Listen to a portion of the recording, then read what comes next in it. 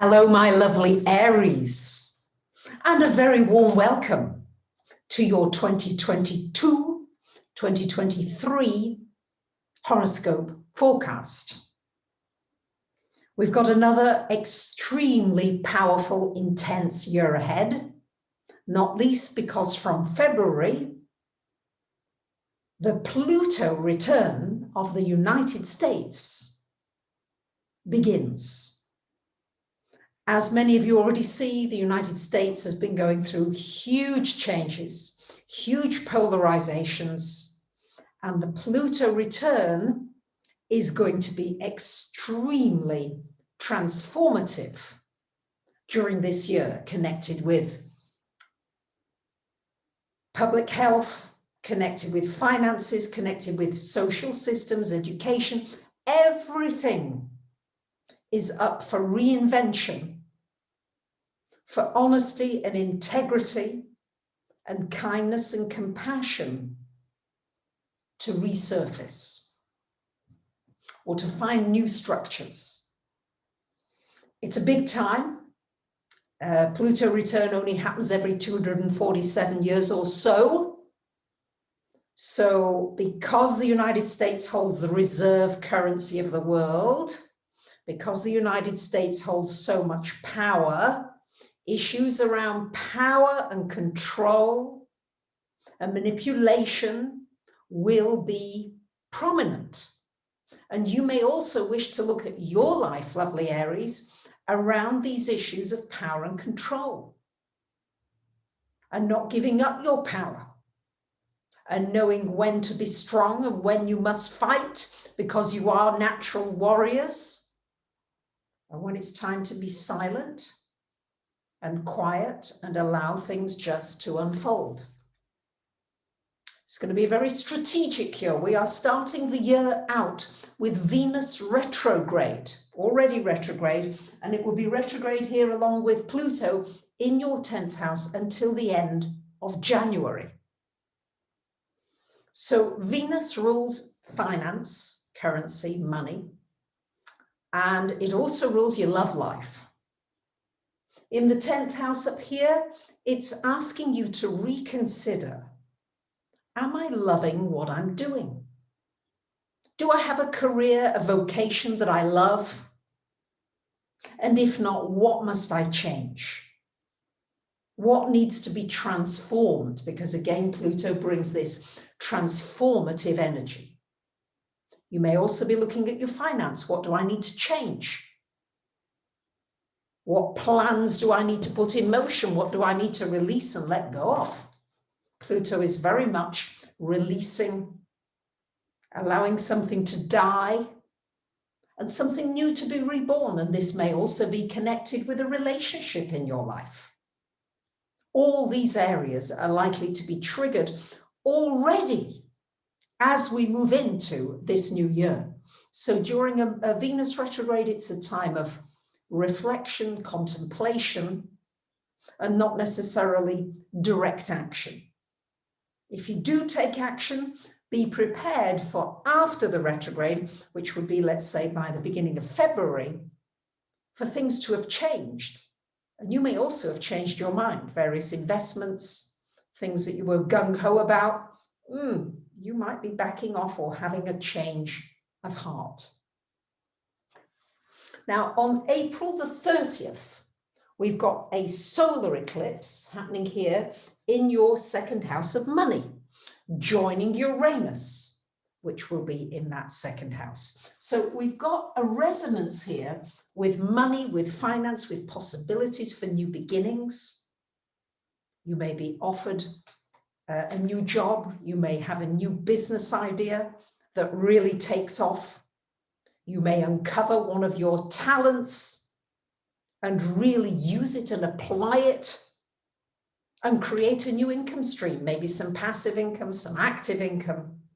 But something here is put into motion with this solar eclipse, connected with new possibilities financially and also with your gifts and your talents. And you may also be re-evaluating what is important to you.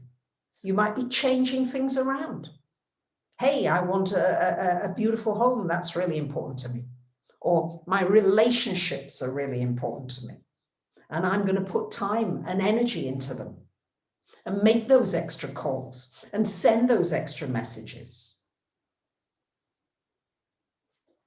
Big, big, big thing on May the 11th, Jupiter, planet of good fortune, abundance, wisdom, new possibilities, stretching yourself outwards, goes into your sign, lovely Aries, until October the 29th.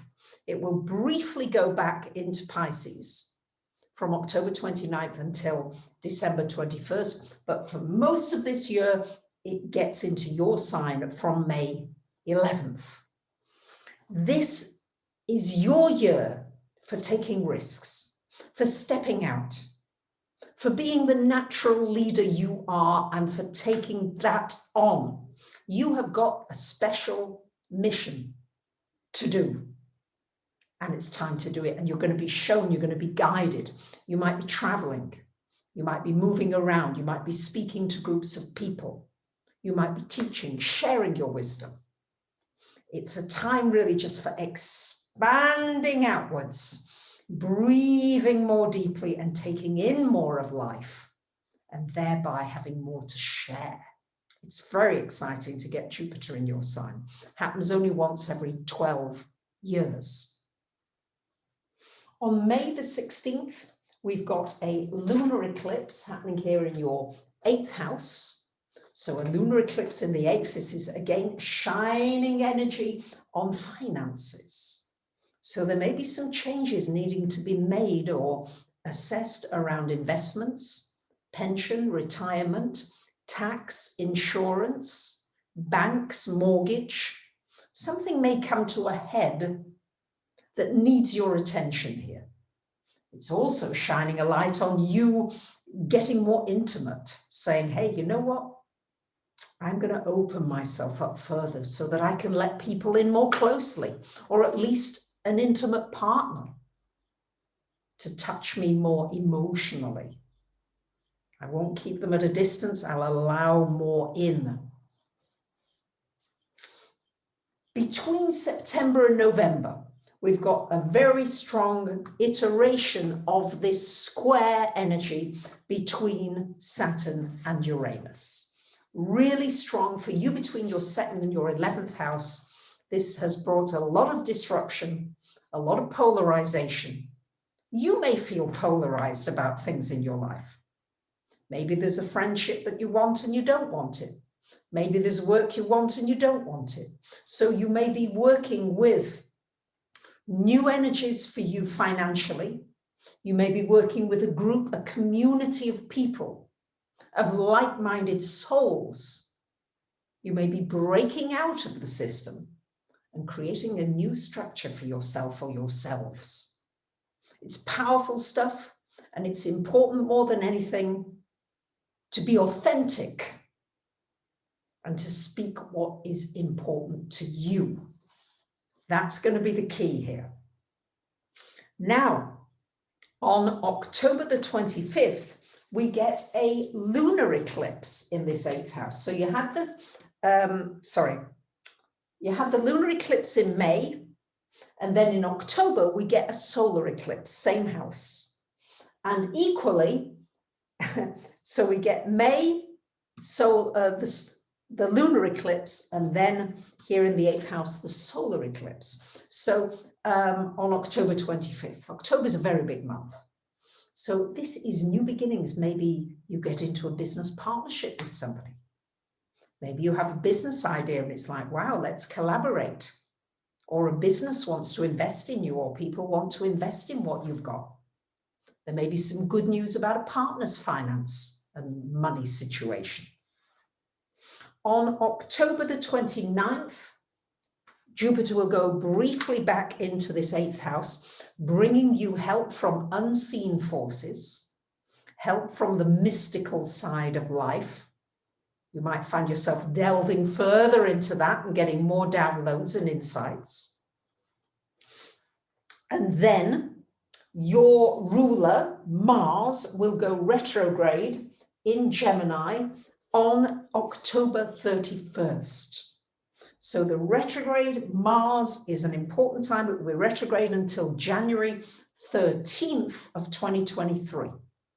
So this is going to be really important. You're going to be reevaluating your networks.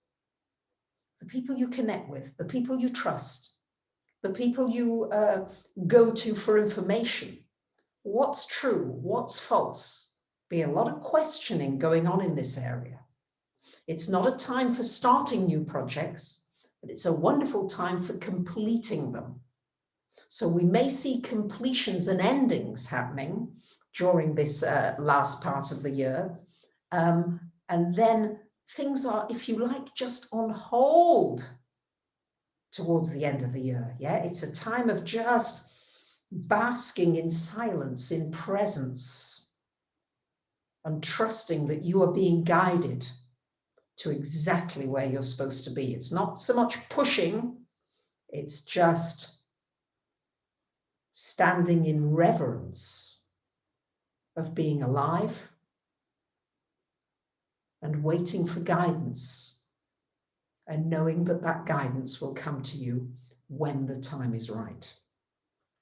On November the 8th, we've got this lunar eclipse happening here in your second house. So the eclipse is very much encompassing the second and eighth houses for you, lovely Aries. So this has to do with your money, big changes in this area, big changes as far as what you see as value, how you use money, how you use resources, and how you share money, and how you share your gifts and your talents. It's an exciting year. It's filled with this polarity energy.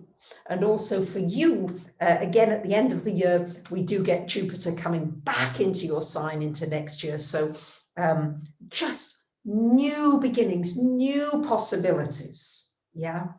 And just, it's a year from May onwards when you'll find new horizons, new perspectives opening up for you. So what I would suggest is that you really create your dream, your vision that you're hoping for this year, for yourself, for your family, for your loved ones, and for humanity as a whole. And think carefully about where you're going to take your leadership role and lead and help others through these very challenging and at the same time very exciting times.